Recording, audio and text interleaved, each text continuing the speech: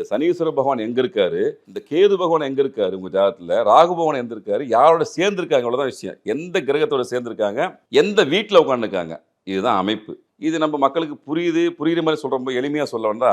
10ஆம் பாவம் ஒரு முக்கியமான விஷயம். சனி பகவான் எந்த நட்சத்திர புள்ளியில் இயங்குறாரு, ராகு பகவான் எந்த நட்சத்திர புள்ளி இயங்குறாரு, கேது எங்க இயங்குறாரு, இவ்வளோத்தையும் தாண்டி அந்த 10ஆம் பாவத்துடைய அமைப்பு அப்படின்பது உங்க கர்மா.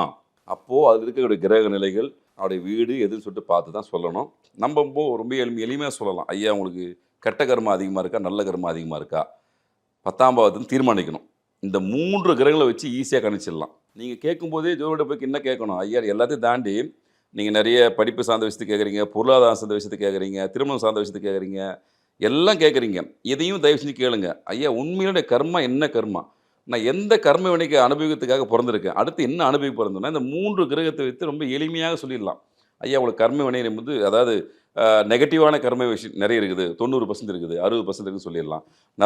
நல்ல கர்மாவை ஐயா நீங்கள் ஒரு 80% சேர்த்து வச்சிருக்கீங்கன்னு சொல்லலாம். இப்போது சரி ஓகே, நல்ல கர்மா இருக்கும்போது பிரச்சனை இல்லை, அவன் வாழ்க்கையை கடந்து போயிடுவான். உங்களுக்கு உண்மையிலே போன பிறகுடைய தொடர்ச்சியை நிறைய விஷயத்த கர்மா வருதுன்னா, அதை குறைக்கக்கூடிய விஷயத்த நம்ம எளிமையாக சொல்லிடலாம். அதுக்கான கோயில் இருக்குது, வழிபாட்டு முறை இருக்குது. 2 விஷயம் தான். அதுக்கான கோயில் உண்டு, வழிபாட்டு முறை உண்டு.